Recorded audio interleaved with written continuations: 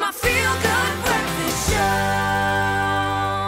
A very warm welcome back to your Feel Good Breakfast show, chatting finances with certified financial planner Grant van Zyl. And also on Twitter, we ran a poll asking you, what is your biggest expense? And check out the results right now. It looks like at the moment, rent is the biggest expenditure in your lives, followed by your car expenses, then food, then entertainment. I'm glad to see that entertainment is such a small part of it. But in closing quickly, in terms of the downgrade or the possibility of downgrading to junk status, when can we expect to hear the news? Sure, I think that's a $1 million question. But I think if our leaders in the country don't take drastic measures, I think before the end of the year we could see at least one of the credit rating agencies downgrading us to junk status. And are we the only country that's in danger of this? Most definitely not. There's a number of different countries that the credit rating agencies are putting a lot of attention on. Russia was downgraded by one of the credit rating agencies. Brazil has been downgraded by all three of the credit rating agencies. So we're not alone in this situation. Yeah. But we don't want to obviously use as an excuse. You know, we want to obviously try and make sure we don't land up in junk status at the end of the day.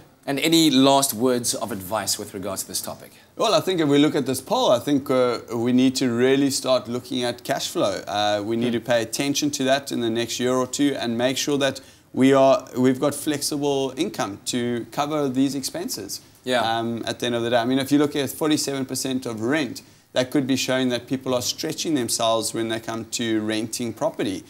So maybe with your next, if your lease is coming to an end, look at maybe renting something a little bit more cost effective to create this cash flow that we're going to need in the next year or two. Because I mean, it's even said that the prudent way of going about it is to ensure that your rental or your bond doesn't amount to more than 1/3 of your income. So if you're spending almost 50% of your income on rent and bond costs, then it's just terrible. Yeah, you're putting yourself in a very, very tough situation. Yeah. If you're going to be putting, if 50% of your income is going towards rent, then you're in trouble.